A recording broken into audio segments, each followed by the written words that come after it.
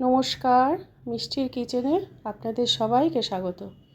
আজ আমি এঁচোড়ের একটি রেসিপি তৈরি করব। এটি একটি সম্পূর্ণ নিরামিষ রেসিপি।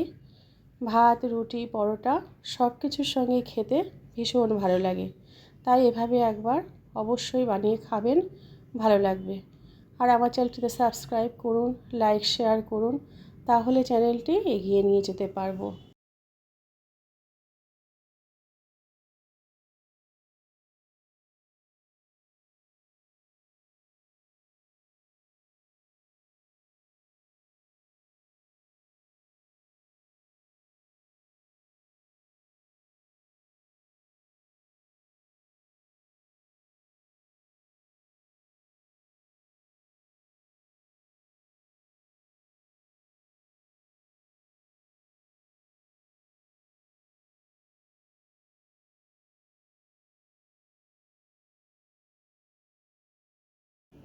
প্রথমে আমি উপকরণগুলো একটু দেখিয়ে দিচ্ছি।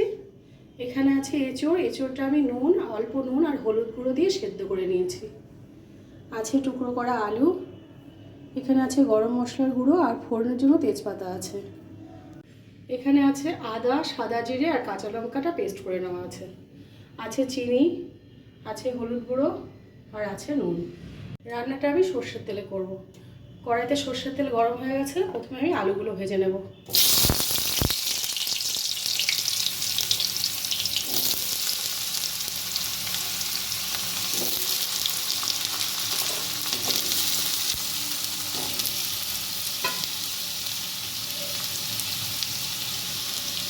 দেবো একদম অল্প করে নুন আর দেবো একদম অল্প করে হলুদ গুঁড়ো।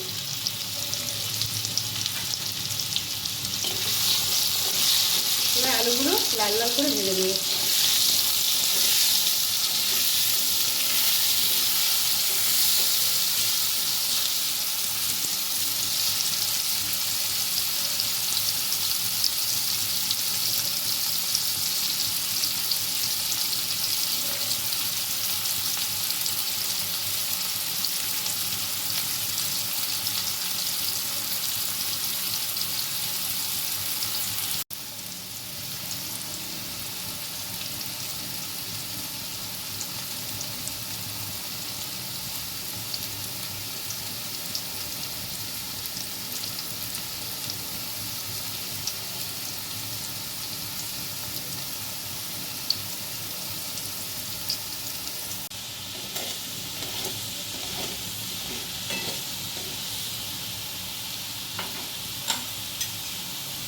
আলুগুলো ভাজা হয়ে গেছে, তুলে দেবো।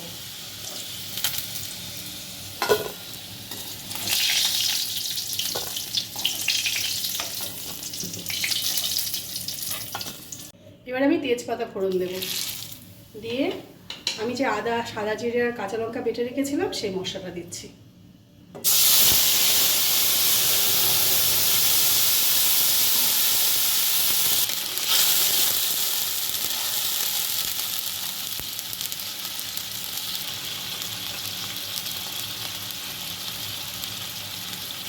দেবো পরিমাণ মতো নুন, একদম অল্প দিলাম, এঁচোড় সেদ্ধর সময় আমি নুন দিয়েছিলাম।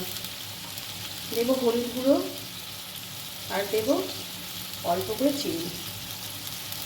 নুন, ঝাল, মিষ্টি আপনারা আপনাদের পছন্দ মতো দেবেন। এবার মশলাটা আমি ভালো করে কষিয়ে নেব।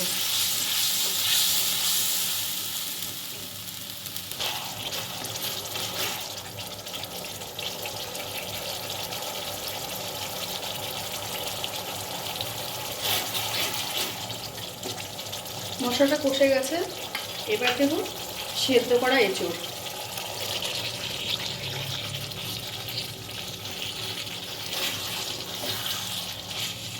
এবার এঁচোড়গুলো আমি ভালো করে কষিয়ে নেব।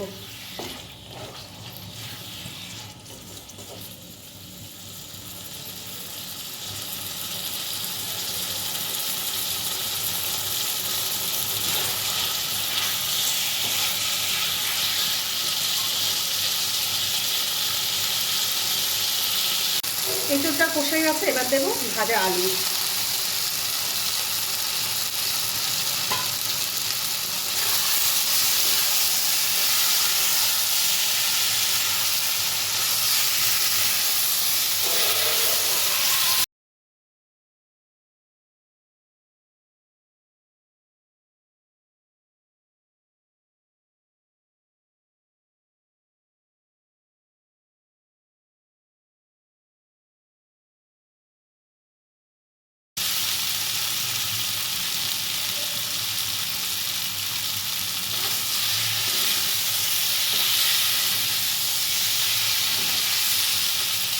এঁচোড় আলু মশলা ভালো করে কষিয়ে নিয়েছি।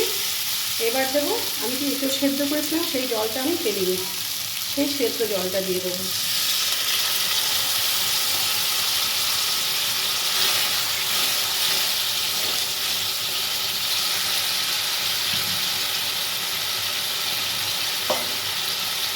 আর একটু অল্প করে জল দেবো।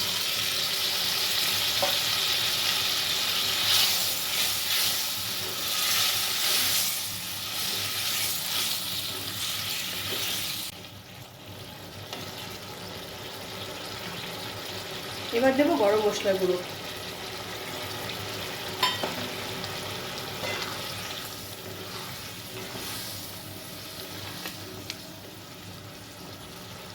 এবার গ্যাসটা আমি একদম সিমে দিয়ে কিছুক্ষণ ঢেকে রাখবো। কিছুক্ষণ ঢাকা দিয়ে রেখেছিলাম, এবার ঢাকাটা তুলে দেবো।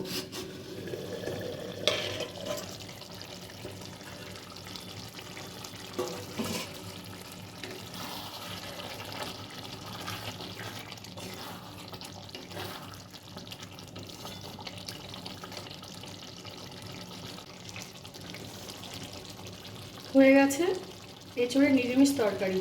এবার গ্যাসটা অফ করে আমি নামিয়ে দেবো।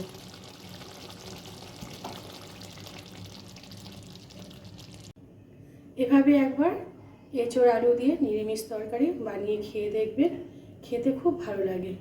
এভাবে একবার অবশ্যই বানিয়ে খাবেন, ভালো লাগবে। আর ভিডিও যদি ভালো লেগে থাকে লাইক শেয়ার করে চ্যানেলটি সাবস্ক্রাইব করে দেওয়ার অনুরোধ রইল। সবাই ভালো থাকবেন, সুস্থ থাকবেন। ফিরে আসবো আরেকটি রান্না নিয়ে।